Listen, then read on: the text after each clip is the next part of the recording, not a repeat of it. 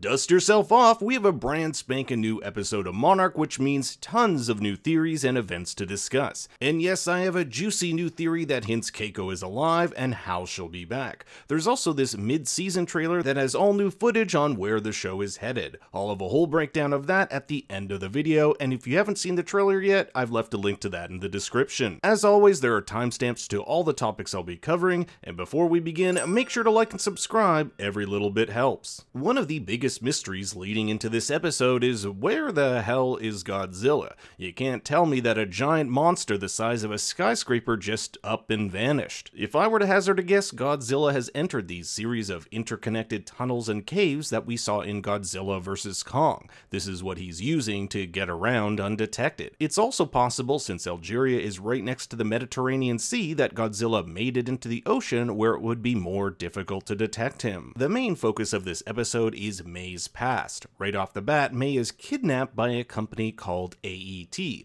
or Applied Experimental Technologies. And it's not your typical bag-over-the-head kidnapping. She gets her own private jet and isn't even tied up. 30 months ago, or 2 years and 6 months, May was hired as a programmer for AET by this woman, Brenda Holland. This work was appealing to May because this company sought to change the world with its Neuralink technology, tech that could help people walk again, among other things. This is eerily similar to Elon Musk's Neuralink technology. But 6 months into the job, she finds that she's been relegated to menial tasks and feels her talents are being squandered. So she does some digging and hacks into some secret files, which leads her to the Cybernetic Neuro Interface Unit, a restricted area where she uncovers that AET has been performing tests on animals. So she basically goes scorched earth and deletes years and millions of dollars worth of research, prompting her to assume a new identity and fly to Japan. Now May, or Cora Mateo if you're to use her real name, must face the music being brought back to Brenda and AET. Brenda has a deal for May. She knows May is in with these guys searching for Godzilla,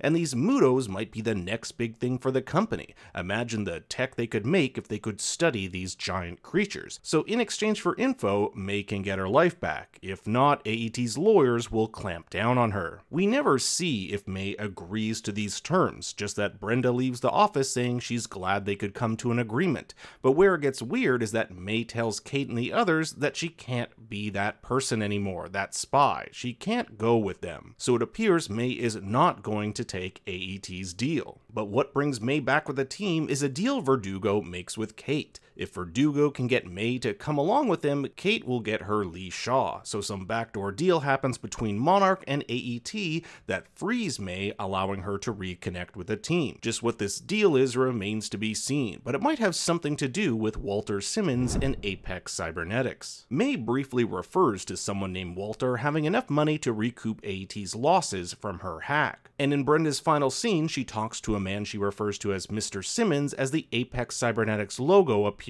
on her computer. These are both references to Walter Simmons, who you may remember from Godzilla vs. Kong. He is the CEO of Apex Cybernetics, a tech company hell-bent on killing Godzilla and creating mecha titans that can be piloted telepathically. AET and its Neuralink look to be the precursor to this tech. With the resources of Duvall's rogue Monarch unit, Lee and Duvall are able to take over Monarch Outpost 88 in Alaska. This appears to be the same outpost Lee and the others encountered in episode 4, the one near this glowing rift. Now there are some interesting bits of information here. Lee tells the workers that they're either with him on the right side of history or prepare for humanity to be on the endangered species list. Now this doesn't necessarily mean he wants to kill Godzilla. In fact, last episode he said he wanted to protect him. So it appears Lee wants to stop the other titans and sees them as a threat. We know these titans appear to be attracted to these glowing rifts, and Lee has found a way to stop them. Before detonating these explosives, he says, "Now watch this," almost as if he knows what's about to happen. And I don't think anyone could have predicted how this explosion was going to defy physics. So does this mean Lee has done this before? There's a lot about Lee's past that we simply don't know, like that failed mission Verdugo talked about a few episodes ago. Now as we move into our trailer sleuthing section, we might have some answers. Now there are only 3 episodes left, but a new mid-season trailer came out which offers insight into where the show is headed, so I'll be covering that as well. We have this shot of a man and woman touching hands. Last episode we learned about Lee and Keiko's affair, so maybe this is them, or perhaps this is Bill, Randa, and Keiko. We'll see him wear a white shirt and similar tie in this shot,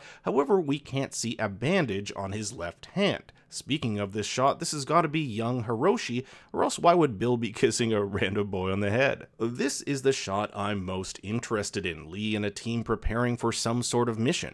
It has a kind of astronaut vibe, but I'm thinking instead of these guys going into space, they're going into the hollow earth in this round metal ball. We'll see a similar, if not the same metal ball years later with May and Kate in front of it. Here's Lee in front of a laptop that says primed, the same prime that showed up before closing the rift in Alaska. Could he be trying to close another rift? Remember, there remain 2 additional locations that Hiroshi was looking into that we haven't visited yet. One in Central Asia, the other in Vietnam or Cambodia. So either Lee is still in Alaska here, or we've moved on to another one of these locations. Across from him is Kate, who looks a bit concerned. She'll probably tell him to stop what he's doing, to which we'll get more information on what exactly his motivations are. We know that the team makes its way to Monarch headquarters in Virginia with Tim. We can see Verdugo here telling them that these Titans are an inescapable reality. This electronic map here looks to be at Monarch, pointing out specific areas which have high levels of gamma radiation. There's one to the left here in Mexico, which may hint at Rodan, who we saw in 2019's Godzilla King of the Monsters. The Algeria reading where Godzilla was found here is in the center. Remember how Tim and Hiroshi had Central Asia and Vietnam, Cambodia on his map? Well, here's the Central Asian location in Kazakhstan, the same place Keiko was lost in 1959.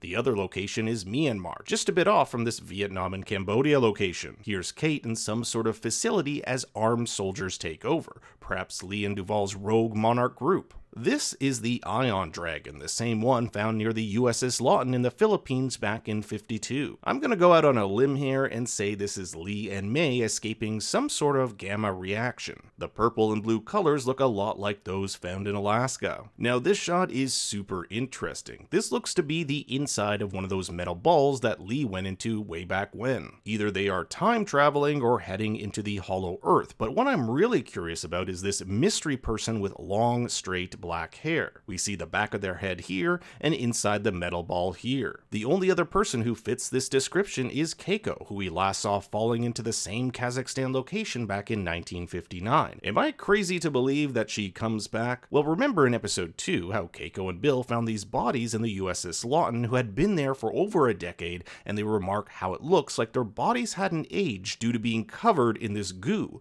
We never saw Keiko die, so it's possible her body was taken by these creatures and put into a similar cryostasis. Here's Bill getting blown away after that mission Lee was preparing for explodes, similar to that of the rift in Alaska. That explains how Lee knew what was going to happen when these explosives went off. We are back in Kazakhstan to see Kate fighting off one of these grown-up egg creatures. I'm not sure whether this takes place before or after she gets into this metal ball, and she's also wearing the same shirt we'll see her in this shot with the ball in the background. This all seems to be culminating in a final battle between Godzilla and the Ion Dragon. The place where this takes place looks a bit weird. Perhaps it's in between the hollow earth and surface, as we can see multiple of these rifts all over the place. Wherever it is, I'm looking forward to this showdown. And now I turn it over to you. What are your thoughts and theories for the upcoming episodes? Let me know in the comments below. Thanks for watching, be sure to like and subscribe, and for more bad takes you can follow me on Twitter and Instagram at ThinkStoryYT. Until next time, remember, Daddy loves you very much.